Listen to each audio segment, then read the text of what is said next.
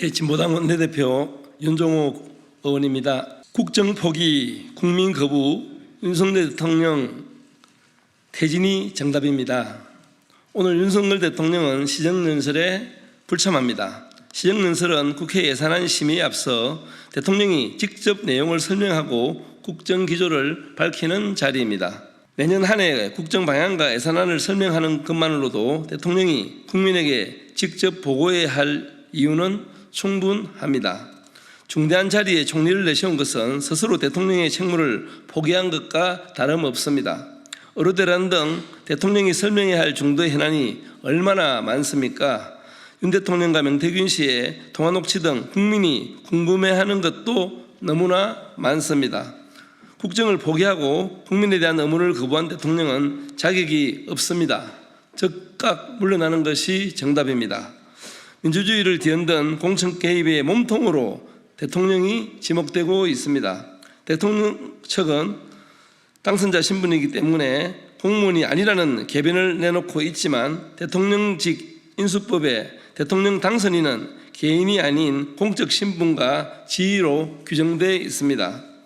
공천 지시부터 공천 확정까지 공천 개입이라는 불법 행위가 사실상 하나의 지위로 계속된 것입니다.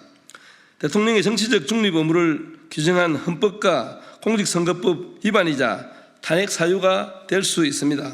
이런 엄중한 상황에서 시정연설의 모습조차 드러내지 않는 것은 진실을 은폐하는 것으로 의심할 수밖에 없습니다. 그제 추경호 국민의힘 원내대표는 대통령을 탄핵하겠다고 거리에 나서는 상황에서 차분한 시정연설이 되겠냐고 윤석열 대통령의 불참을 옹호했습니다. 국민의힘이 단단히 착각하고 있는 것입니다. 명태균 게이트로 윤석열 김건희 국정농단의 공범이 국민의힘이라는 것이 하나 둘 드러나고 있습니다.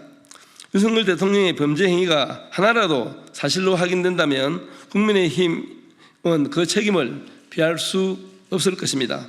정당 해체를 각오해야 할 것입니다. 한가롭게 대통령 호위무사로 나설 것이 아니라 여론조사 조작과 공천 개입의 실체를 밝히기 위해 나서십시오. 김건희 특검을 또다시 거부한다면 국민의 분노는 용산을 넘어 국민의 힘을 향할 것임을 엄중하게 경고합니다. 국민의 명령대로 진보당은 나아가겠습니다. 반윤석열 민심을 결집해 모든 시민이 참여하는 범국민적 퇴진항쟁의 마중물이 되겠습니다.